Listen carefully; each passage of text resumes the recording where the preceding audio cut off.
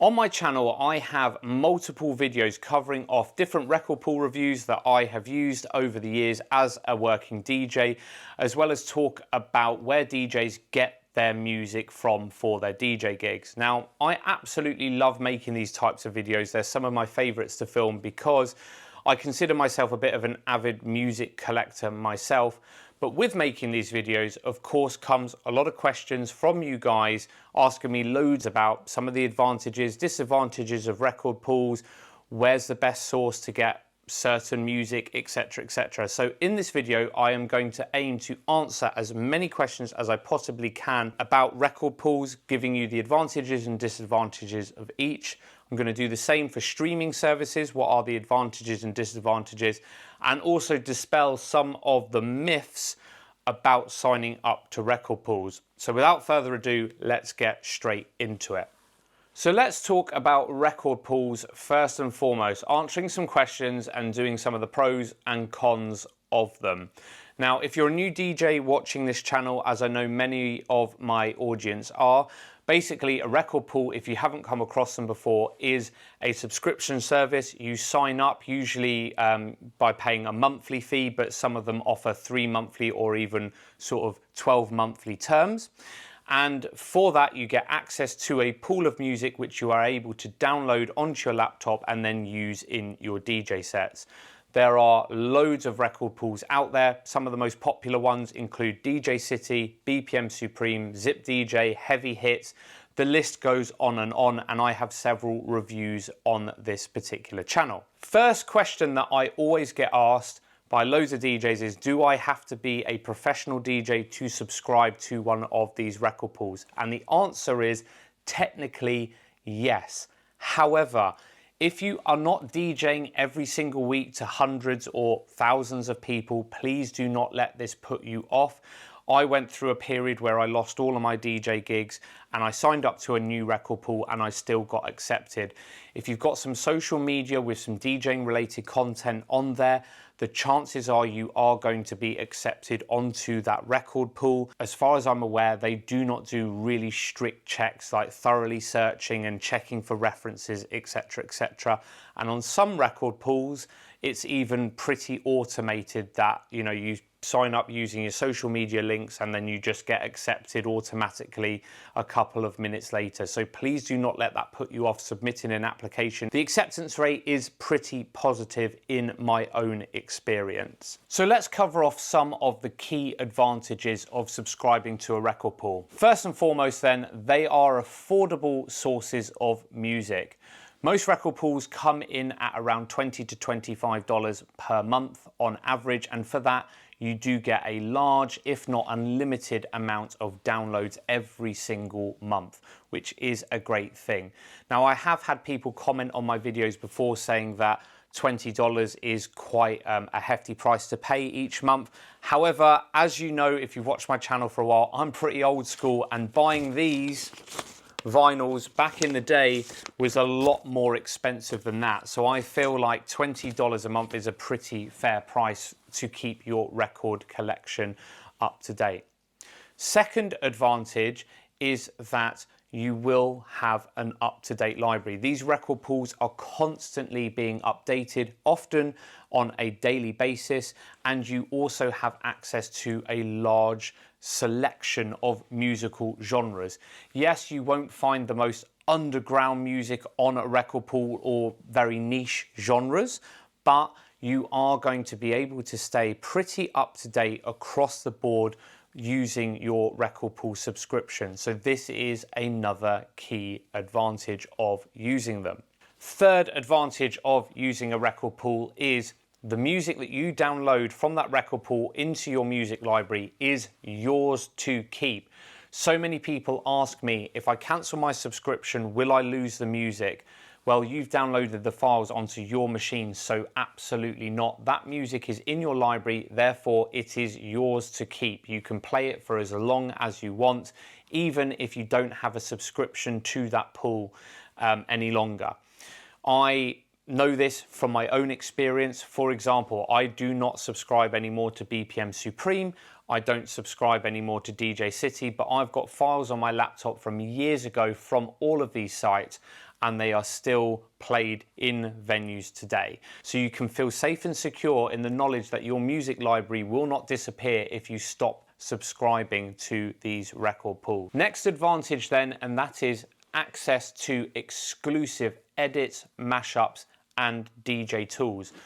Every record pool generally has a team that makes exclusive content for their site. Now, if of course you aren't subscribed to all of them, then you're not going to be able to get access to absolutely everything, but there are often really good tools that you can use exclusive to the site that you are subscribed to. For example, transition mixes. If you want to go from say 105 to 125 BPM all in a song and sound seamless doing it, there are often tracks on there that do this. There are DJ friendly versions which have intros and outros in comparison to what you hear on the radio where it goes straight into the chorus, making it easier to mix. There are often clean versions, dirty versions of the track depending on the audience that you are playing to, as well as exclusive mashups and edits. This is one of the key advantages to subscribing to record pools versus getting your music from other sources such as like your standard iTunes or Amazon. And then the final advantage that we'll talk about today when it comes to record pools specifically is quick access to downloading lots of tracks. A lot of record pools now have charts, they have playlists, for example. So if, for example, you are not a reggaeton DJ, but you've been asked to play a specific set of reggaeton on the night that you're DJing, it's likely that your record pool will have a quick reggaeton playlist that you can go through, download some of the top tracks, and you are ready to go. Similarly, you can see what tracks are trending, what tracks are charting, so you'll always have the biggest tracks in your library for that moment. Of course, this is dependent on the record pool users, but I think features like this really do make record pools really accessible for different styles of music. So that is some of the key advantages. Now, of course, not everything is plain sailing. Everything has its disadvantages. So some of the key disadvantages of record pools, first and foremost, is laptop storage space. As I mentioned, you are downloading files onto your machine. The bigger your music library gets, the more storage space you need. I'm a bit of a hoarder when it comes to my music collection. I don't like deleting things, and so my laptop upgrade does get slightly more expensive each time because I have to sort of pay out for a bigger hard drive. Some people are very, very good at deleting stuff from their library that they no longer want to play, and that's brilliant. But if you're a bit of a hoarder like me, be prepared for getting a large hard drive in order to store all of your music. Second disadvantage of record pools then, and that is getting a back catalogue or a supply of older music. One of the most common questions I always get asked is, where are the best record pools for downloading a back catalogue, for downloading older music? And unfortunately, record pools do come out pretty weak in this area across the board. Reason being is that record pools are promotional services. They want DJs to promote new music. As new music comes out, older music on these pools gets deleted. So getting a back catalogue of music can be pretty difficult when using a record pool. Now, BPM Supreme, in my opinion, is one of the better ones for having some kind of old school stuff on, but it's not the be all and end all solution. So just be cautious if you are using a record pool to try and build a back catalogue. This leads quite nicely then into disadvantage number 3, and that is inconsistency. I find, and I've found this across every record pool, some months I have really good months on a record pool where I feel like I'm downloading loads of music. It's everything that I need right now. It's got all the big bangers on it. This is brilliant. And then other months I feel like I've paid my $20, $25 or whatever it is, and I feel like there's loads of stuff missing. I need to now go and spend extra money elsewhere to get the missing songs that the record pool doesn't supply. Now, I completely sort of take on board that it cannot be great every single month. It depends what the labels are sending to the pool, but record pools I do find sometimes can be really inconsistent. And for this reason, I always suggest to people when they ask me, subscribe to a record pool for the shortest amount of time possible. Usually this is 1 month. That way you have the flexibility to change to another record pool if the one that you are currently using does not fulfill your needs. There is nothing worse than subscribing to, say, a record pool for, say, 3 months, 6 months, or even a year, when you find that, you know, three months, 4 months worth of, you know, money spent is pretty much wasted because you can't download anything from that site that is worthwhile, in my opinion. Subscribing monthly will be more expensive by a few dollars each month. You will save more money on longer subscription terms. However, I do think that is extra money well spent, because if there are several months where you're not downloading anything because it is not supplying you the music that you need, then it's kind of money wasted down the line. So I always advise people to subscribe for the shortest amount possible. That is an advantage of record pools, by the way, that they are pretty flexible with subscription options though. And then one final key disadvantage of record pools is access to niche or obscure genres of music. If you are a very specialist DJ after some real specific genres of music, it is likely that record pools are not going to be suitable for you, and you are better off downloading individual tracks from specialist sites such as Beatport, TrackSource, Juno Download, and other online record stores. I would say that record pools are good for the run-of-the-mill kind of top 40 chart DJ that needs to play a little bit of everything, with some sort of house and some drum and bass and a bit of hip hop and R&B. It's good for a kind of a whole range of genres, but it is going to be the most common, most requested genres across the board. They're good for popular music. So if you are one of those people that is a bit of a niche DJ and you play some pretty obscure genres, probably not advisable to sign up to a pool, and that is a disadvantage. It would be great to see some smaller, real niche record pools on the market. However, of course, that does appeal to a smaller group of people, and record pools, with the costs associated with running one of these, of course needs to appeal to as many people as possible. Moving on then, let's talk now about streaming services and some of the advantages, disadvantages of using one of these. Now, these are still pretty much the new kid on the block when it comes to DJing. They're not as established as, say, like Apple Music and Spotify, but they are certainly increasing in terms of their popularity. Advantage number one then, and this is one of the disadvantages of a record pool, is that you don't need a large hard drive, because you're not actually downloading the file onto your laptop to play. It is being played from the internet. Now, some of these streaming services, of course, offer an offline locker, which is brilliant, but you are going to need far less storage space in comparison to the traditional download onto your laptop. Second key advantage of a streaming service then is time saved. If you think about it, when you go on to download music from a record pool or the internet, you have to search for the track that you want to download. You then have to spend time downloading it onto your laptop. You then have to potentially drag that into your DJ software of choice, put it into a playlist, all of that kind of stuff. I spend quite a lot of time doing this a few times a week. I download little and often, that is my approach. When it comes to streaming, however, you don't really need to do any of this.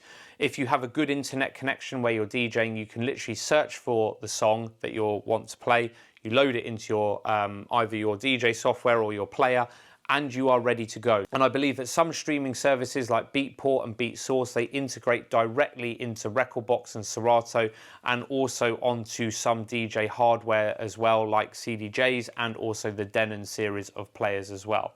So definitely a time saver if you use a streaming service. Third key advantage then of streaming services, and that is access to a much bigger collection of music, because you are not limited by the number of downloads you have made and your hard drive. You have access to the internet, you have access to millions upon millions of songs, and if you don't have it in your collection, you can just search for it and then start playing it. If you have an obscure request from a customer, the chances are you can search for it and play it. The same cannot be said when you are downloading physical files onto your laptop, unfortunately. So this is definitely a major advantage over physical downloads. Final advantage of using a streaming service is the ability now to play music offline. Now, when streaming services first came about, I was thinking to myself, how does this work? What happens if internet connection goes down, or the Wi-Fi is bad, or you don't have signal at all in the venue that you're playing in? Well, those kind of worries are gone because there are offline lockers that come with streaming services, which enables you to play tracks offline so you don't need to be connected to the internet. Now, when these first came about, the song limits on these offline lockers were very, very limited to like 50 or so tracks, but these are expanding in size, meaning that you can actually store loads of tracks in your offline locker ready to go and ready to stream. And then finally what are some of the disadvantages of using a streaming service? Well, first and foremost, DJ streaming services are really, really quite expensive. Considering you're not downloading the files and you don't own the music, they are pretty expensive when compared to the record pool counterparts. Now, I do think that streaming services will come down in price as the years go on because the technology when it comes to DJing is still fairly new, but streaming services are very, very expensive. So I do think there are more barriers to entry when it comes to streaming versus the traditional record pool. Second disadvantage when it comes to streaming services is when you cancel your subscription, because that is it. Unlike the record pool where you've downloaded the files onto your laptop, when you've cancelled your streaming service subscription, you do not have access to play any of that music anymore. The tracks that you've stored in your offline locker, you won't be able to use anymore, and your library has pretty much gone. Now, that is one of the major drawbacks and why I won't sign up for a streaming service myself, because I like having something to show for the money that I am spending. But do consider this if you are thinking of subscribing to a streaming service. If you want a record collection, when you stop subscribing, then streaming probably is not for you. Now, linked to that, another disadvantage of using a streaming service is it is far harder to record your DJ sets. Crossfader recently put out a video explaining a good way around this, and I'll try and find it and link it in the description down below. And it was a little hack which I thought was absolutely brilliant. But if you want to try and record your DJ set straight off the bat in your DJ software, like you can do with downloaded files, you're going to find that very, very difficult with a streaming service. In fact, you can't do it. You need to find a little bit of a way around it, and it just adds a little extra step into your workflow. Not saying it's not possible, but just bear this in mind if you are somebody that likes to record your DJ sets. And then the final disadvantage to talk about when it comes to streaming services is the offline locker. Now, I did mention this as an advantage, which of course it is an advantage in that you can still play tracks via your streaming service if the venue has bad Wi-Fi, bad signal, etc., etc. But it is also a disadvantage, and the reason why I think it's a disadvantage is because you are capped at the number of tracks that you can hold in that offline locker. Now, when streaming services first started up, the offline locker was really small. It was like 50 tracks, and things have improved dramatically. I think the offline lockers are now up to 1,000 tracks. But then if you want to play songs offline in the first place, then why would you pay the extra and subscribe to a streaming service in the first place? Wouldn't it be better just to download the files in the traditional sense, own the tracks, and then you can always play them offline, rather than being capped at a certain number of tracks that you're going to have to either remove or replace later on? It's just a bit of a weird situation in my opinion. Of course, you are capped when you download tracks because you're limited by your hard drive space and the amount of tracks that you're able to physically download in terms of your time and all of that kind of stuff. It's a lot more effort to download the tracks. But if you are simply using a streaming service to then play the tracks offline later, why not just own the tracks in the first place? Thank you so much for watching. I hope that you have found this video useful and interesting, and I hope it has answered some of your main questions when it comes to record pools, buying music, and also using streaming services. Do me a favor, please give this video a thumbs up if you have made it this far. It helps push this video out to more like-minded individuals that would find value in this, and I will see you next time.